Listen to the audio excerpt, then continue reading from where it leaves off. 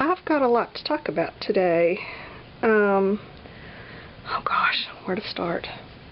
I had intended to film my process for making my next page for the journal page swap that I'm in.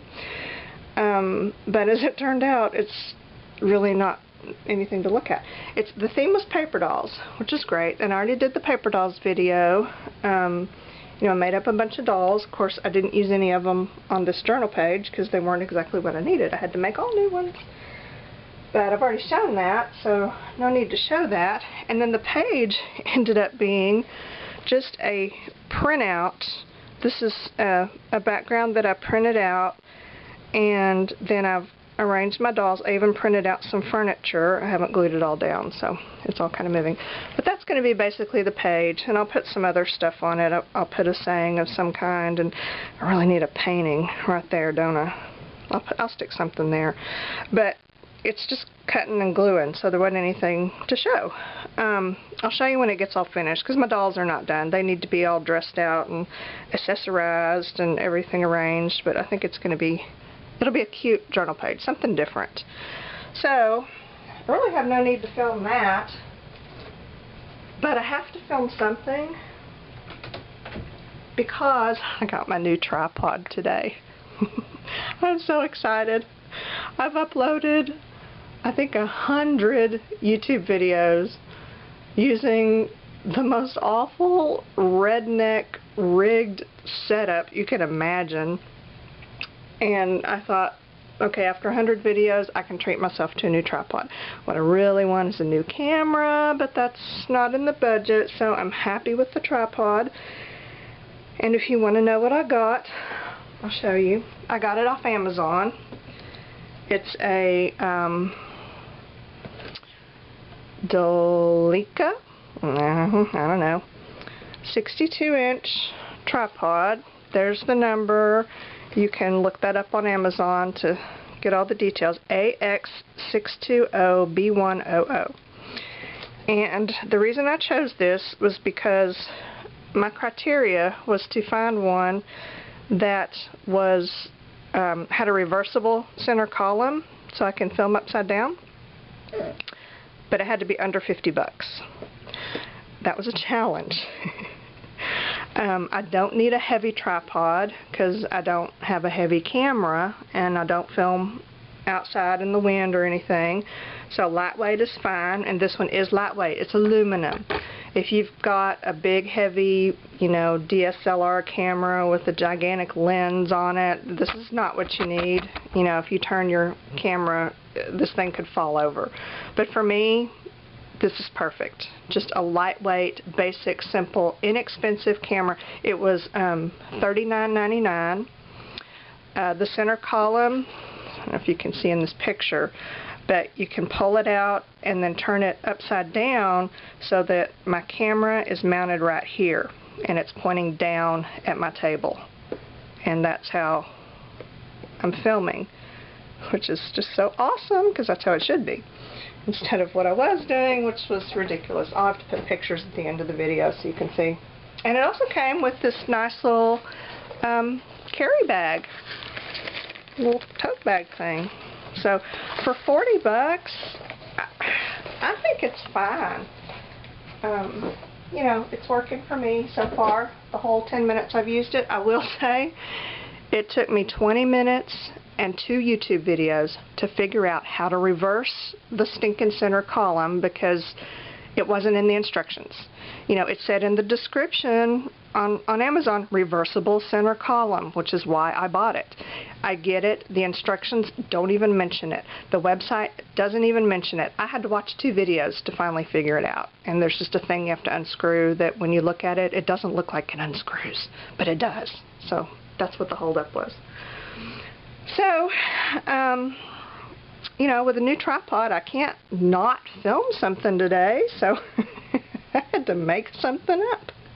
I can show you my paper cutter that's fixed now, because remember this one?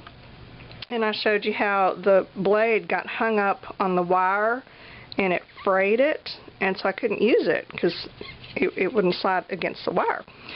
And so I emailed Fiskars, and they sent me this whole new piece right here, and I installed it, and we are back in business. We are working fine. No expense to me. Took, I don't know, a week or two maybe to finally get the silly thing here. No, just a week. I think a week. And replacing it was scary because they tell you to put this end on a table edge, hold the bottom end, and then push in the middle so that it bends and you can pull this out. Okay, I was convinced I was going to snap the thing in two. But I didn't. It worked. I did just like they said, and this did come out so I could replace it. So I'm good to go. Yay, Fiskars. Till it does it again, and then I'll be upset with Fiskars. Then they'll replace it again, and I'll be, oh, yay, Fiskars again. Okay, so what I can show today is, I feel like I'm forgetting something. I guess that was it. Okay, anyway, what I can show today is my, I've been painting some more backgrounds because it's what I do. I love to do backgrounds. I may never even put a foreground on these backgrounds, and I'm okay with that because I love painting papers. I love painting them with acrylics, but today I'm going to do something a little different. I'm going to use some watercolors and some liquid acrylics to get some really cool effects. And I was inspired to do this by watching a YouTube video on a gal who does these big watercolor paintings by pouring. She does this pouring technique where she just has cups of watercolors and she pours them onto the paper and she moves them around, and they're just gorgeous. Oh my gosh, they're gorgeous. Okay, mine not quite so much because, you know, I'm kind of using, not using the highest quality stuff. But it turned out good. And this is one of those things, you know, I really like to do things where I can tell you, oh, just use what you've got. Don't go get anything special. This is one of those things where if you want to try it, you might have to get something special because not everything will work. Watered down acrylic craft paint doesn't work. I mean, it works. You can get some really pretty backgrounds, but not like this. Regular cardstock or regular paper does not work. You need watercolor paper. So, you know, don't ask me, can I use this paper instead or this paint instead? Well, sure you can. You can use them all day long, but you're not going to get the same look, most likely. I've tried. I didn't have any luck. I got some really cool backgrounds, but not this same look that I was looking for. So to get this, you're going to need some watercolor paper. Doesn't have to be super expensive. In fact, I even did some on, you know, at Joann's, they have that $1 rack or $2 rack, and they have those pads of watercolor paper. I made some using that, and it's pretty flimsy, cheap watercolor paper. And of course, it didn't give the greatest results, but it worked. So, you know, you can use inexpensive stuff like that. You can use, this is actually pretty good watercolor paper. The Strathmore Visual Journal, the 140 pound. They have another one that I think is 90 pound that I don't care for. But the 140 pound you can get, and if you get it at Jerry's Artorama, this book is like, oh shoot, I forget how big these were. I mean, how much these were. The bigger ones are $8 and something, and I think this size is $4 something. Okay, this is a lot of 140 pound watercolor paper for the $4 or $5 that you pay at Jerry's. So, you know, that's a pretty good bargain right there. You can also use just some regular, this I cut out of here. This is Canson 140 pound cold pressed watercolor paper. It's not an expensive high grade paper. You don't need an expensive high grade paper. This one works just fine. That's what this is done on. So it really gives the best result. If I had unlimited funds, my preference would be a good 140 pound hot press watercolor paper. That I think would be perfect for this because hot press paper is not absorbent like cold press is, and it's very smooth. It has very little texture, but it is expensive. I rarely buy it, and when I buy it, I don't use it. I just hoard it because it's so expensive. So if you have hot press watercolor paper, you're in business. If not, there's some options for you. You know, do what you can. You are also going to need some liquid paints, either liquid acrylics, watercolors. You can use the kind in the tubes. If you have tube paints, just add a bunch of water them down really good. But that's really all I've had luck with. Or inks, those liquid inks like this. Here's what you need. Okay, these are liquid acrylics, transparent acrylics that I've had for about 137 years, but you know, they still work fine. They're used for a lot in airbrushing, so these work good. The best ones, of course, are Dr. P.H. Martin's Radiant Concentrated Watercolor. These are awesome. They're great. They're pricey, but they're worth it, and they last forever. I've had these forever, and I've got one. My yellow is starting to run out. I'm going to need to replace it, but they are so highly concentrated, it takes just a little bit. And you do need highly concentrated colors. You don't need, you know, really, really light pale colors. I couldn't get pan watercolors to work. I tried. I just couldn't get enough pigment out of them without completely dissolving the entire little watercolor cake. You know what I'm talking about? When I say pan watercolors, you know, this is what I'm talking about, the kind that comes in a little set like that. Yeah, no luck with that unless you want to completely dissolve an entire little thing, and I didn't want to do that. So we're going to need these liquids. You can also use a liquid ink like calligraphy ink or an acrylic ink. This is a Liquitex acrylic ink that got off the clearance rack. That works too, but see, it's watery. It's highly pigmented, but it's watery. That's what you need for this. So you need some watercolor paper, you need some watery watercolors or liquid acrylics, and you're going to need a lot of paper underneath you and some water. I've got a bucket by my feet, and then I've got just a squirt bottle. And then maybe a drip cup. I'll show you what I use that for. Okay. So, okay, let me show you some of these that I did. This was just well, I didn't really pour them on. I just used my dropper and put them on a very wet sheet and then just kind of did this until it was all cool, like I wanted it. There's another one. I added some white liquid acrylic to it, which made it kind of cool. If you're wondering, okay, do you make mud with all those colors running around? Yeah, you do. This one got a little muddy down here, and it's just because of my own impatience and because I added like 5 colors at once. You're supposed to do it in layers. You know, do two complementary colors would be ideal. Okay, 3, but just be careful because they can get muddy. Let those dry and then do some more. I don't have that kind of patience, so usually I just deal with the mud. I'll go over it later with something else. Or actually, I kind of like that because doesn't really look muddy. It just looks muted, so I'm good with that one. This one I love.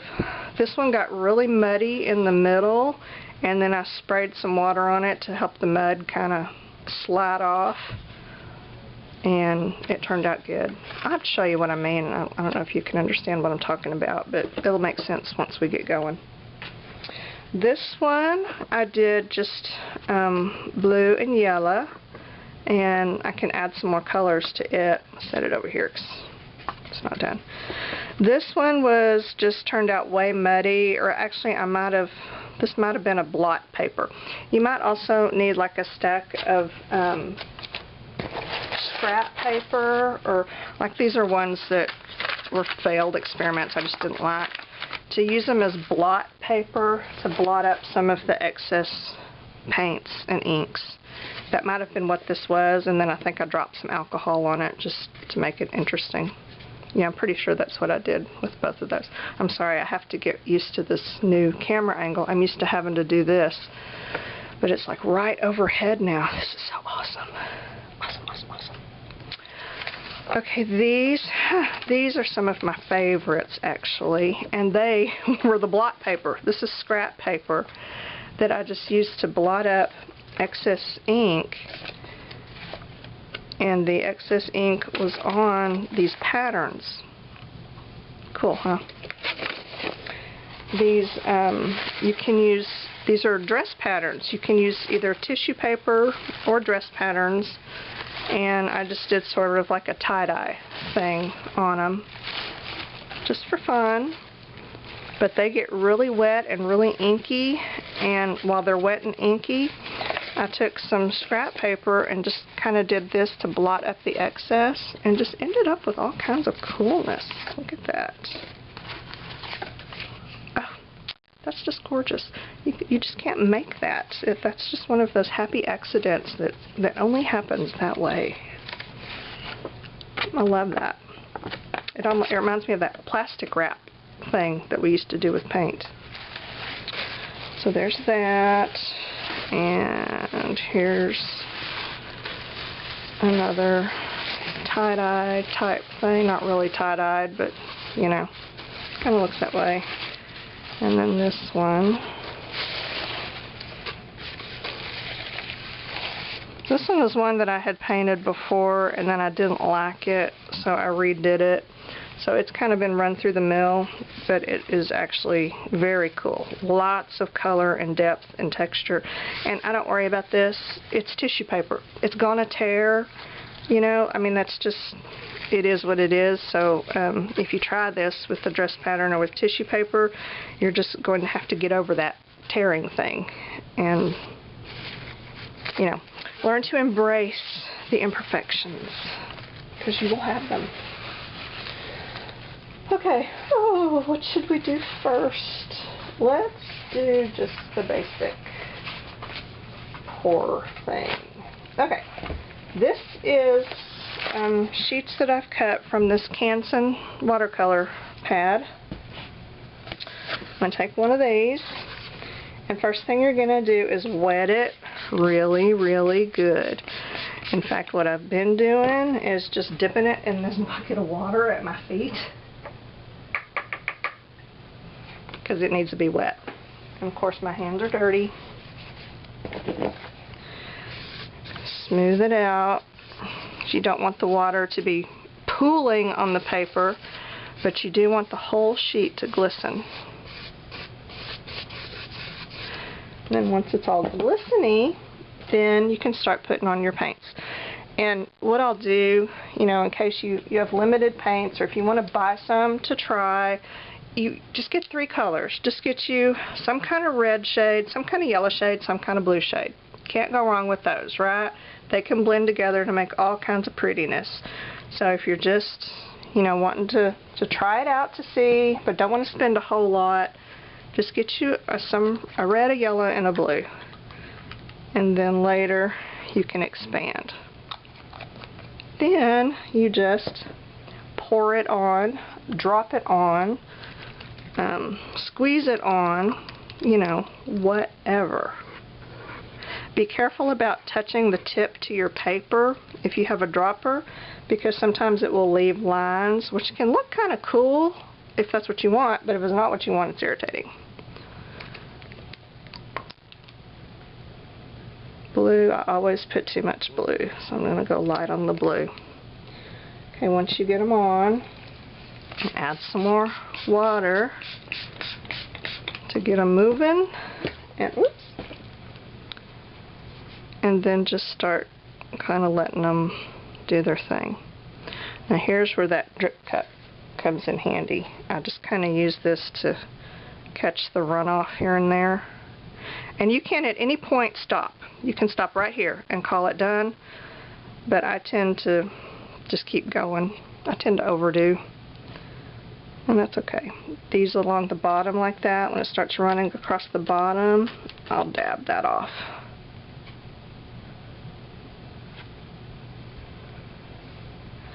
Now, okay, this one's actually doing good. If you've got some white areas that you want to fill in, just squirt them with water to encourage a little more running and dripping.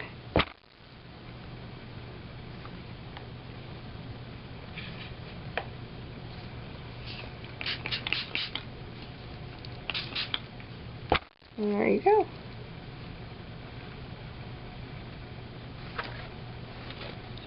So, see, isn't that pretty? I think it is. And we can let this dry and put another layer on for some more detail and dimension. This one, let's use these liquid acrylics. I'll use 3 colors. And I'm going to kind of, you can see how wet and messy this gets. And if you want to put some plastic down or something to catch the water instead of paper, that's fine. But I like the paper because it's going to catch all the paint drips, and I'm going to use that paper, you know. Let's use the little cheapy pieces from Joann's. And I'm going to dip them in my water bucket. And they get really flimsy, but that's alright. And let's just put some on. Ooh, I had a lot of water on there. It's moving.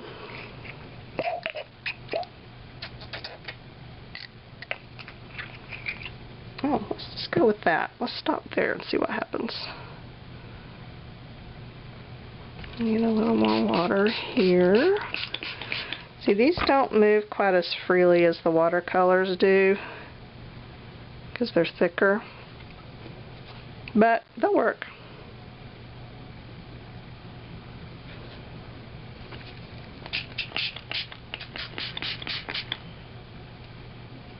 And I have put on some of these, I've used, oh, see, that's where I dropped it down. That's another thing about acrylics. The point where you drop the paint onto the paper, it will leave a thing. That's just what they do. And I'm okay with that. Okay, I was saying something and I forgot. Okay, that's not a bit important. Let's let this one dry. We'll add to it later. Let's do a sheet out of the Strathmore Journal. This is 140-pound watercolor paper. These are great journals, but you know what? The mixed media one is the only one I don't like. Well, that one and the drawing sketching, because that paper is just too thin for me. But I don't like the mixed media paper. For all my mixed media stuff, I usually use either the Bristol or the watercolor. That's just me. Alright, let's move this off to dry.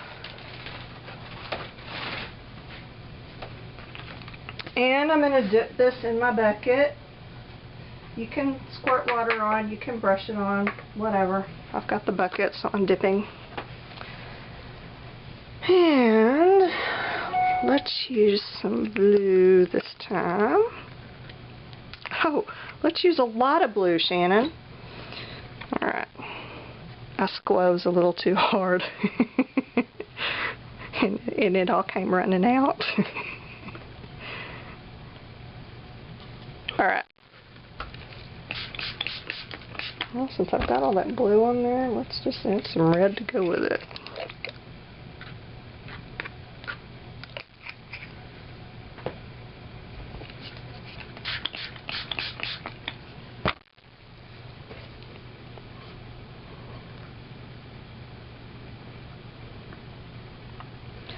See, if it starts getting muddy, you can kind of use the water to drain it off. So you can trick it into not being muddy.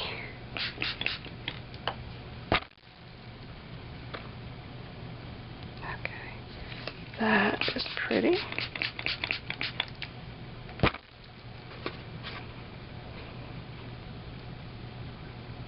Ta-da! And let that dry. And another one with the Canson paper, which I'm going to dip. And, okay, let's venture out off of our 3 colors and let's use some orange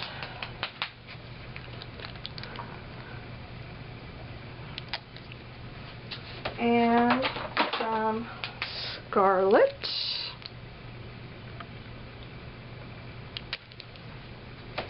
and some cyclamen. Every time I read that, I just see chlamydia instead of cyclamen. I don't know why, but I do. That's just awful. I shouldn't have said that. Sorry. Ooh, this one has got some gritty in the bottom, but I'm not going to worry about it because it usually will just take care of itself.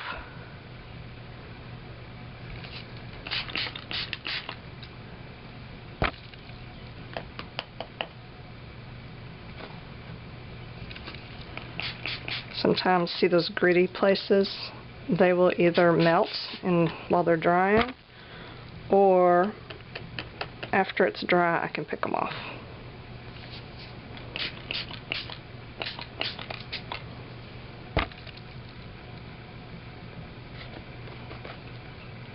It just kind of blobbed all together.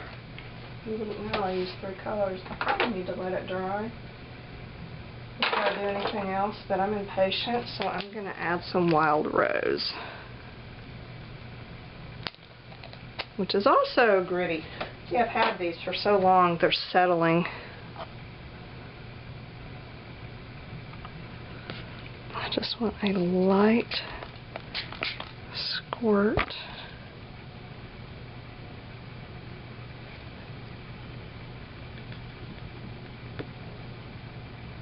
Okay, that's good. Now, let's dry it, see what happens. These, they don't take super long to dry, but you do have to wait a while, at least, 30 minutes probably. And of course I get impatient, so I will take them down to my oven, stick them in the oven for a few minutes just on warm. And, in about 5 minutes they're dry. I don't really recommend that you do that because, paper in your oven, you can burn down your house and you kill your whole family, really, if you're not careful. But if you're like me and just oblivious to all that, there's an option for you. Okay, I was going to do this one. See, it just had the 2 colors, and it's already dry from before, so I'm going to wet it again, and I'm just going to dip it. So it's all new wet, and I wonder if I put alcohol on it, because it's not, I see some weirdness happening. I may have put alcohol on this. I can't tell. Anyway, let's add some... Oh, what does it need? It needs some pink or something. How about that wild rose I just used? Shake it up a minute so I can get rid of some of that sediment. Okay.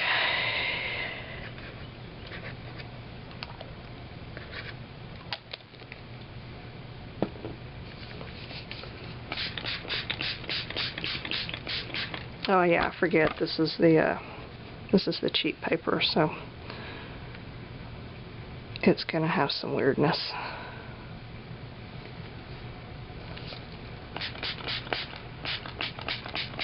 Just use your squirt bottle as your brush to guide your paint.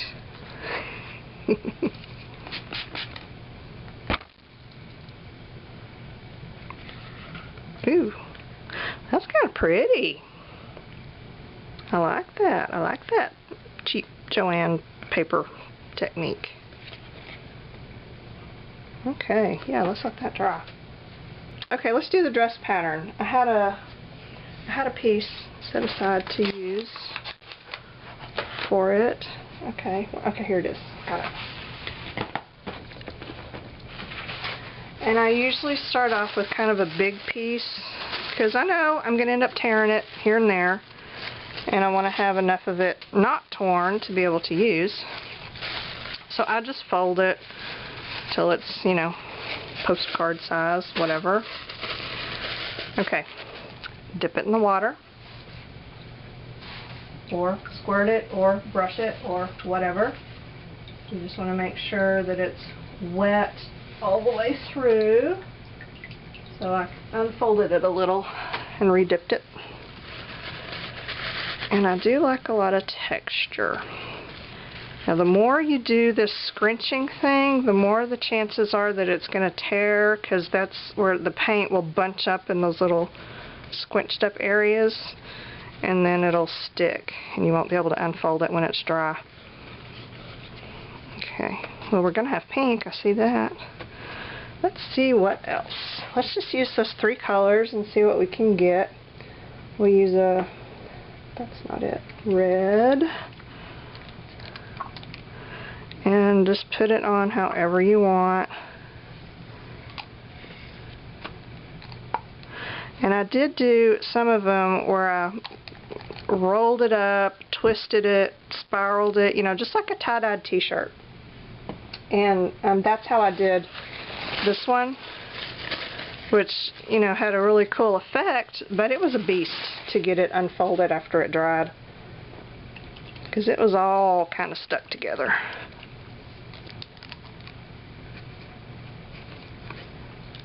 Okay. Blue and some yellow. I have to use this yellow ink because my Dr. P.H. Martin's yellow is almost gone.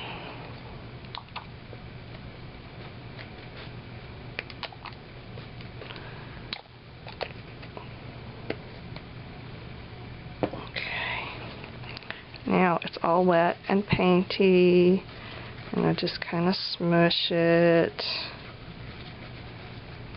Gloves might have been a good supply to suggest for this technique, but I just now thought of it.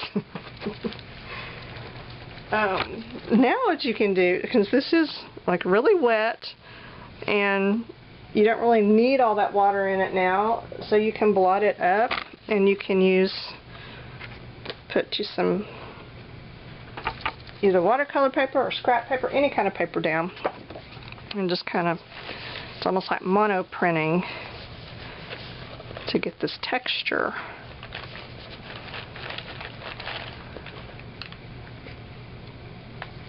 And that's how you get those cool, fun, funky things going on. Look at that. It needs more blue, doesn't it? I think so. I think it needs more blue. Let's add this other blue, just 'cause.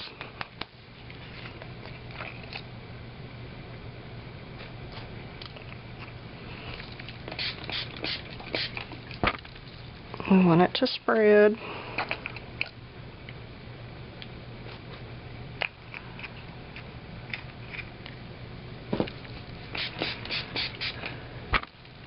Okay. Now I'm going to get some, just some regular scrap paper. I was printing out some stuff for my Filofax thing the other day, and some of them printed out way too big because I wasn't paying attention to what I was doing. And I use good paper in my printer because, you know, when I print out images and stuff to use, I want it on good paper. So I'll tell you what I buy, and I love it. It is Hammermill Color Copy, 32-pound paper. And I get it off Amazon, and it's like $13 for the 500 sheet ream, and they'll ship it to you for free. So it's really not bad. It's not, you know, like 20 bucks a ream, but it's more than your regular. But to me, it's worth it. It's just a good paper, you know, not flimsy and see-through, and I like it for art stuff. Oh, that makes me happy. I just love this. Oh, look. And since there's so much water in here, this will continue to make me happy for quite some time. Let's do it over this one. This is another black paper. Let's see what happens. I printed out a lot of calendar stuff in the wrong size before I realized how to do it right.